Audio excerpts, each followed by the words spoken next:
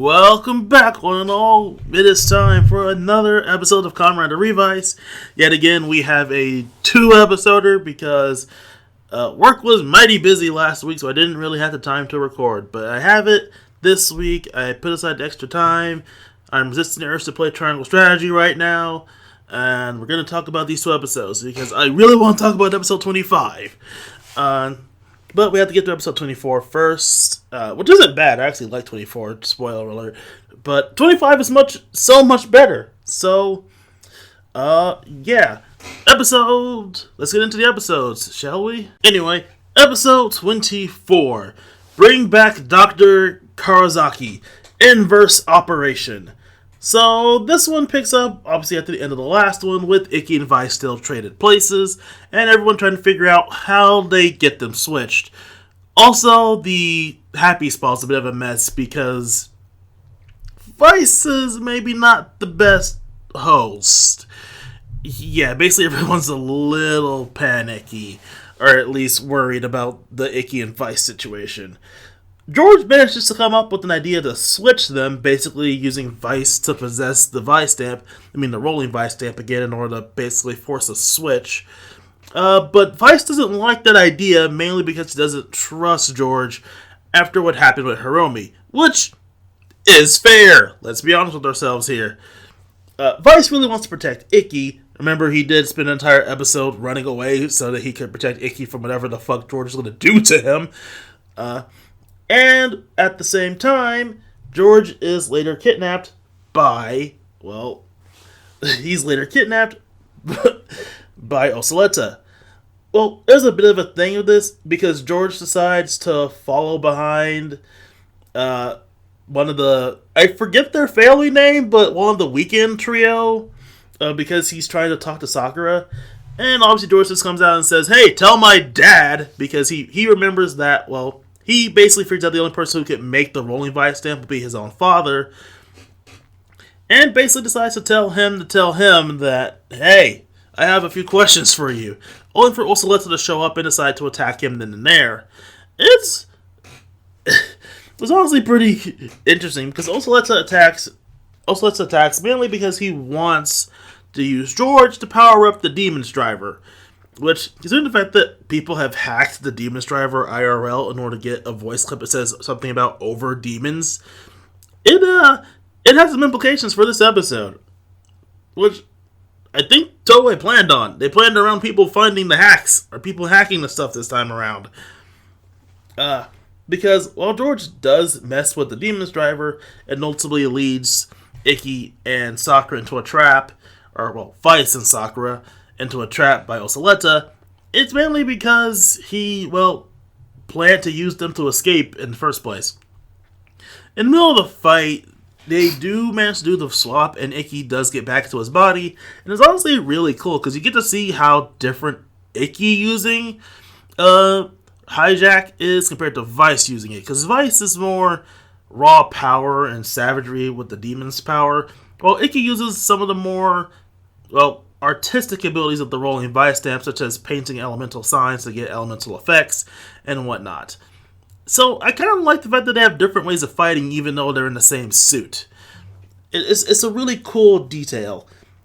Anyway, Osaleta thinks he's powered up, but he really isn't, since the Demon's Driver, or more specifically the demon that we learn the name of in my next episode, inside rejects Osaleta using its power anymore. And Osaleta gets the Wombo combo from Sakura and now Ikki. Oh, I should mention there was a bit of a ticking clock in this, because in the most realistic of scenarios, Ikki would starve to death if he continued to be a spirit like Vice was, because he couldn't eat, which is it's kind of weirdly realistic, like it's not something that you would think about. But, yeah, that makes sense. Even though he's technically intangible, the fact he can't eat would probably be the death of him because he wouldn't have any energy. So, yeah, that's oddly realistic for a weirdly supernatural thing. And, anyway, Osaleta is beaten, and, when Ikki detransforms or turns back to normal, he's back and he's still in his comedy suit. But we also have another conundrum, because him and Vice are now in the same body, much to everyone's kind of annoyance. Except for Weekends. Papa George just says it's kind of hilarious. He goes, he didn't plan on it. But, they also have their own secret plans that go in the background. And Oceletta, in his defeat, angry at the Demon's driver, has a talk to it, and the Demon Aside basically bails. Which I didn't know it could do that, but I'm guessing something George did to it allowed it to escape. Or maybe it just has enough power now. So, yeah. It's a pretty simple one, but I didn't skip it because it was simple. I was just too tired to actually do a recording. But now let's get to the meatier episode, or at least meatier in implications, with episode 25. Episode 25. Revive Veil. Memories of the Igarashi family. So, how's it at Happy Spa? How are things at Happy Spa? Not much better. Yeah, as it turns out, Vice still wants to try to help out, even though now that they have Ikki back, it should be a lot easier. Vice is still pretty energetic and wants to help out, like a kind of overly excited dog. Okay, context probably not that reference. But yeah, he wants to help, but still scares away the customers, so they're basically in financial trouble. With even Papa Igarashi, or Genta, as I'm probably going to have to start referring to him by his actual name, basically worried. But they do mention sideways a bit about a fire that happened, well, way before the beginning of the series, back when Ikki was still a kid and before Sakura was born, and how Genta was a big hero that day. Well, obviously, since they're bringing up the big fire now, which honestly has been in the previews, or at least has been in the OP for the whole series, that's going to be the plot point for this series, for this episode, with even Genta noting he's been having heart problems recently, and that one dude, I keep forgetting his name, but he's basically always been around as a family friend, telling Genta that he should inform him about any weird changes to him, such as said aforementioned heart problems. So yeah. Meanwhile, Oceletta is very much pissed because he doesn't have a power-up anymore. He doesn't have the Demon's driver since the demon that was inside of it dipped, and he only has the Gifu Vice stamp that he got, I'm assuming, returned to him by his master, or his sensei. So he decides to make some more Giftarians, with Aguilera basically begging him to not make any more after he already sacrifices 2 of their followers, as she doesn't want to kill anyone else. Oceletta basically says, hey, work for me like a servant, and maybe I won't kill the rest of the people that work for us to use them as one-off tools. Kind of short-sighted there, buddy, but I guess you don't have many resources left. Anyway, yeah, so that's his plan, to basically jump the family once again.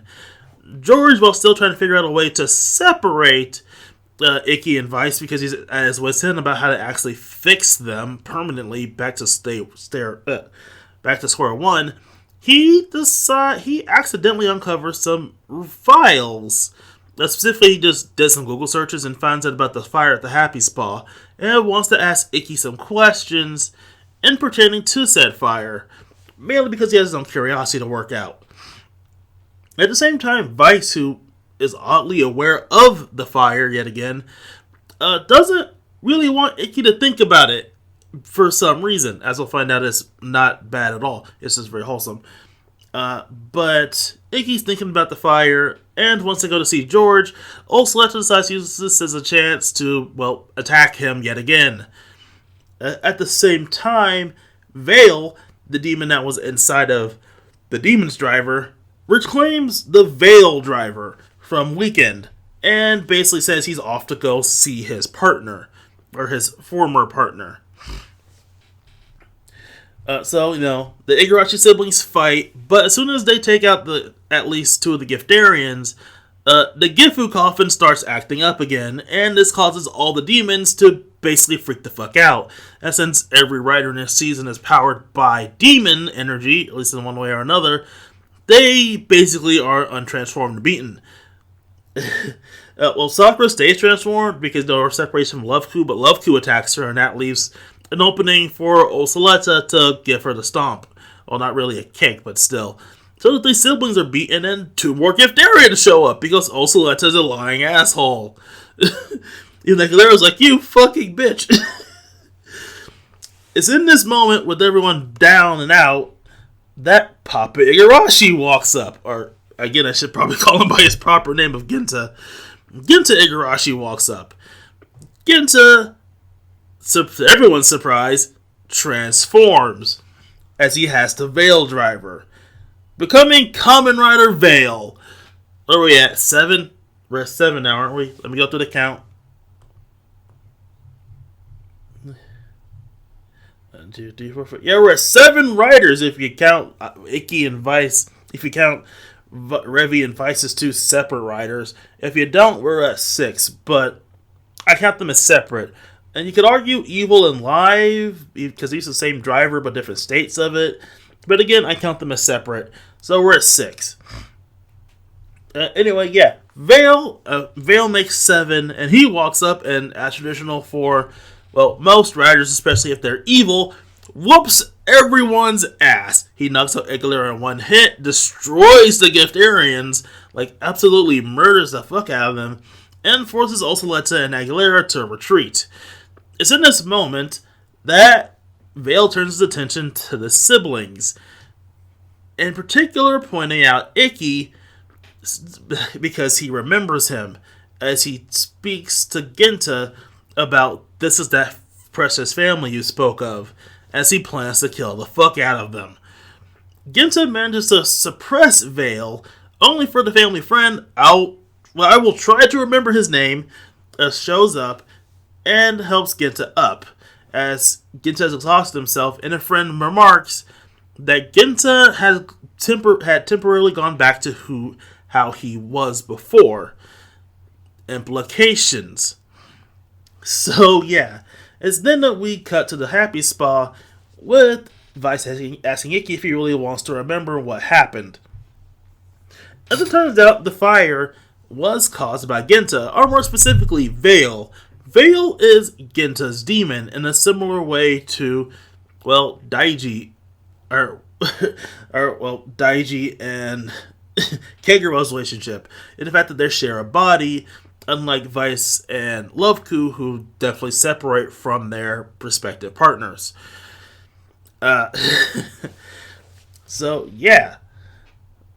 Veil set the fire at the Happy Spa close to 18 years ago in an effort to kill all the Igarashis. Why? Because Genta separated from him, and he basically wants his revenge against Genta specifically. So, yeah. Veil wants to kill Genta's family to make Genta suffer for abandoning him, but because he's Genta's demon, he can't really kill the man himself. It's also in this fire that Vice was first born, and also somewhat implanted Ikki's desire to protect his family into him. That was accidentally done by Vice from the looks of it, as he was just doing it to help protect Ikki. Anyway, Vice did something to help protect the family, and then basically went to sleep inside of Ikki until reawakening right before the series starts up. And it's also here that we learn a bit more. We figure out that the reason Genta can transform is the fact that, well, when he was a child, or more specifically around when he was a teenager, he was attacked by demons and ended up needing surgery because he needed to replace his heart.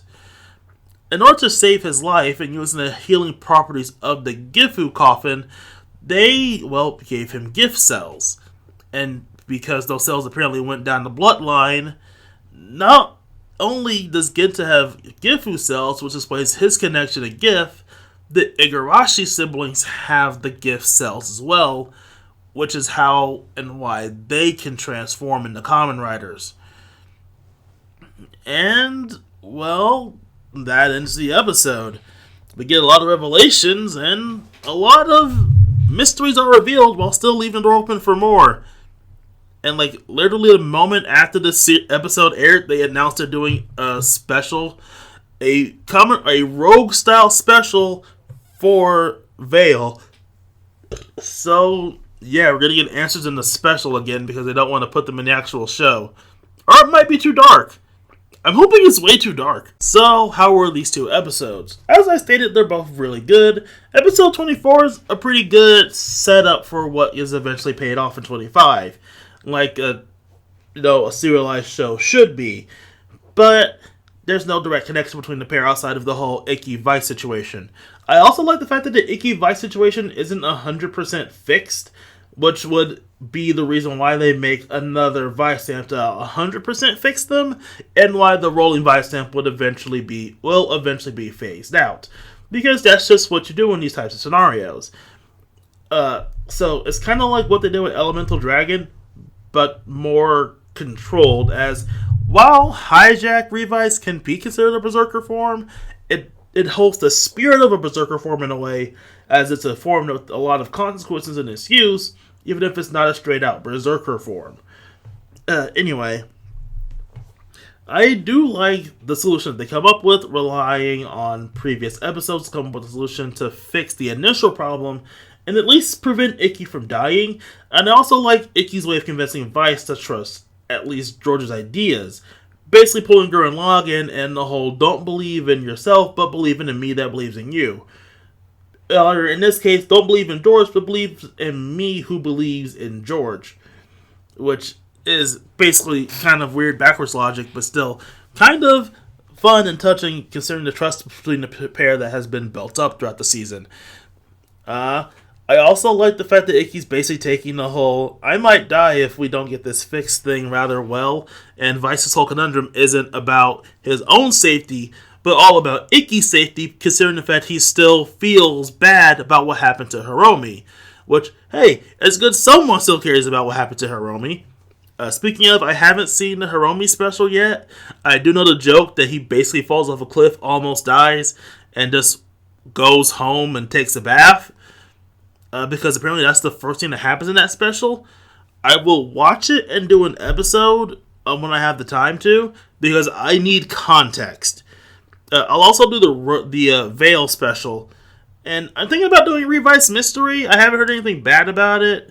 I'm really kind of want to see the returning cameos, because I know Axel's in there, and I kind of want to see Axel again.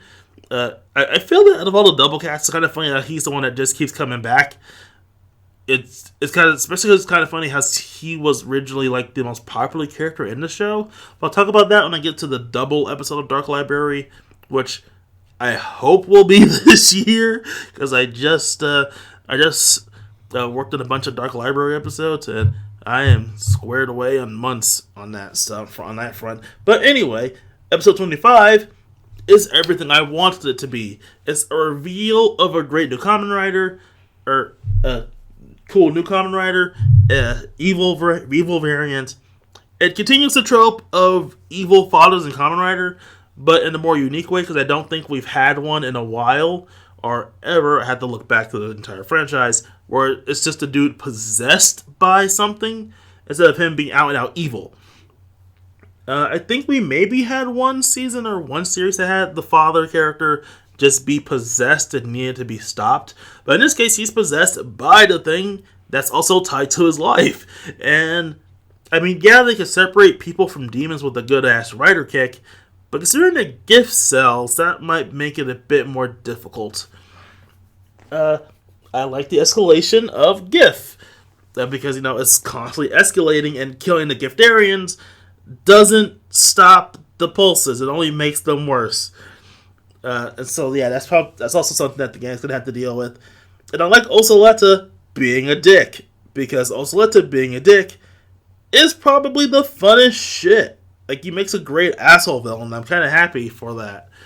Also, like Aguilera's continuing character growth, because she really, deep down, might be a good person, but is completely devoted to the cult that basically raised her, so that also makes sense.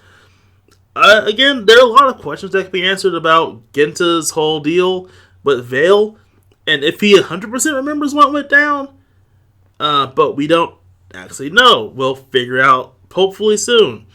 And I know the next episode is going to be focused on Daiji and Kagero, but I also think there's going to be some fallout from the Genta thing. So, yeah. Great episodes. Episode 25 in particular. And I also like the fact that halfway through the series, we finally get some answers, and at least it wasn't the worst case scenario, it was envisioning, in which case they were all experiments. The entire film was just an experiment. I'm happy that we keep the human experiment theme that props up a Kamen Rider every so often, because, OG Kamen Rider was a human experiment, but we twist it in an interesting way and do a whole Jekyll Hyde thing with Vale and Ginta. Also, I continue to like Vale, even going backwards to when he was just a Demon's Driver. He's been an interesting character voiced by Seto Kaiba, and a complete asshole. And he continues this trend of being a complete asshole.